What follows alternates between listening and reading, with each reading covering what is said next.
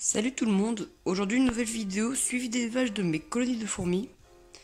Donc je vais vous faire toutes mes colonies, vraiment toutes. Et dans une prochaine vidéo je vous ferai pas l'unboxing mais comment dire, la présentation de ce que j'ai eu dans un colis. Donc je vais recevoir deux colis, un de Antaous et un autre de Fourmiculture. Donc je vous présenterai ça dans une prochaine vidéo. Et aussi une vidéo sur mon élevage nourricier pour mes fourmis, tout simplement. Donc là on démarre tout de suite avec les Messor Barbarus, donc qui ont vraiment explosé depuis la dernière vidéo, qui sont maintenant presque 300. Donc voilà, on peut voir des majors avec le crâne rouge juste ici. Là vous les voyez au milieu de l'écran, il y en a deux et un qui se balade ici. Donc je leur ai redonné des graines de pissenlit, je les réserve à les fonds dans l'art de chasse, comme vous pouvez voir. Donc comme elles ont une aire de chasse ici connectée, donc je leur ai fermé celle-ci, quoi. Il n'y a plus de vent qui passe entre guillemets, qui peut les déranger. Donc du coup maintenant elles ont décidé de faire le grenier à graines dans l'art de chasse. Donc le couvain est sous ce tapis de fourmis, sous ce bazar. Donc la reine est dans cette salle là, celle de gauche. Donc vous pouvez voir qu'elles sont vraiment entassées les unes sur les autres. Donc voilà, il y en a un peu partout. Donc le nid est très bien adapté pour la colonie et pas trop petit mais pas trop grand non plus. Donc voilà, c'est vraiment nickel. Donc on va passer tout de suite sur l'art de chasse. Donc voilà l'aire de chasse des Messor Barbarus. Donc je leur ai mis un petit sable que j'ai trouvé dans mon jardin. Donc voilà, je l'ai mis ici. Je l'ai d'abord je l'ai trié, quoi. J'ai retiré les gros brins, les branches, les feuilles et tout. Donc ça donnait ça. Ensuite je l'ai mis au micro-ondes pendant 3 minutes environ pour retirer toutes les bactéries, pour entre guillemets purifier le sable, quoi. Donc ensuite j'ai mis une couche de ça, j'ai mis quelques cailloux, les abreuvoirs, et puis c'est bon. Donc elles sont là, elles sont pas beaucoup, elles sont pas nombreuses, mais le soir elles sont une vingtaine dans l'art de chasse. Donc voilà, le dépotoir est derrière le caillou gris. Les abreuvoirs ils sont là, et là il y a le tube de connexion qui amène jusqu'au nid. Donc voilà pour les Messor Barbarus. Donc voilà les Camponotus nicobarensis, une de mes préférées avec les Messor Barbarus en ce moment. Donc je les ai eu il y a environ 3-4 mois on va dire. Et donc elles ont presque triplé d'individus. Vous pouvez voir que le couvain est vraiment énorme. Donc je vais essayer de vous montrer ça. Alors attendez, c'est un petit peu compliqué. Là vous pouvez voir que vraiment rempli de couvain, quoi. Donc vraiment j'adore cette colonie déjà pour son agressivité.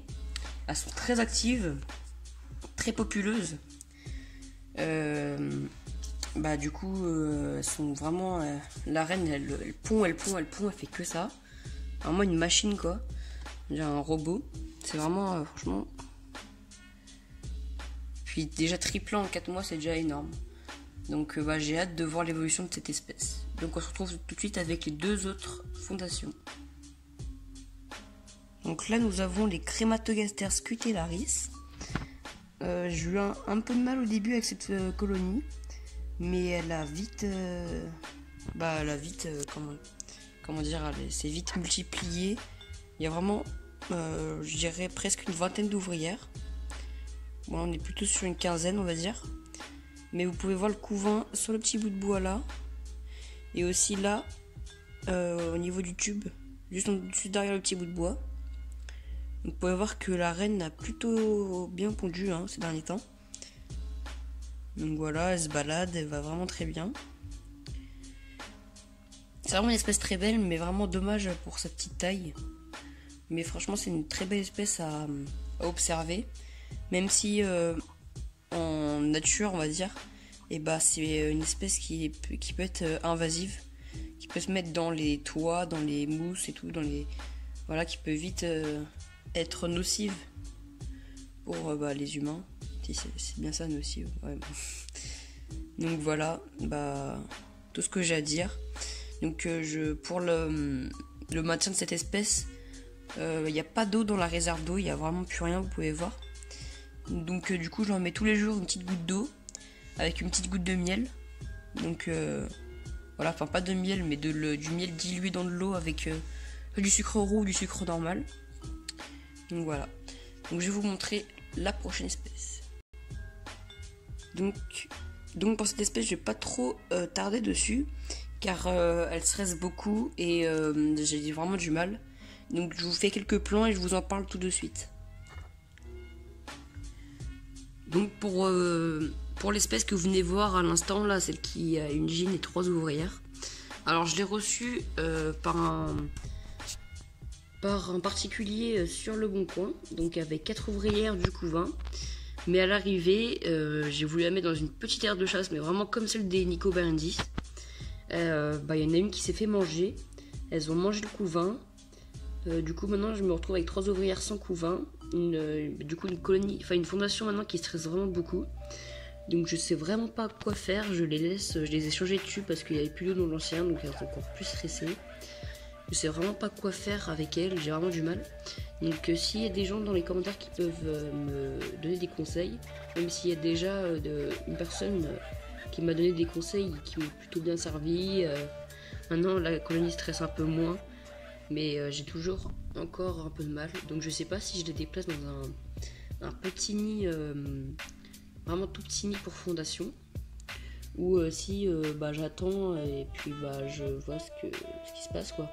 Parce que là ça va faire combien de temps? Ça va faire 6 mois, 9 mois, je sais plus. Non, pas 6 mois. Enfin, entre 6 et 4 mois que je les ai.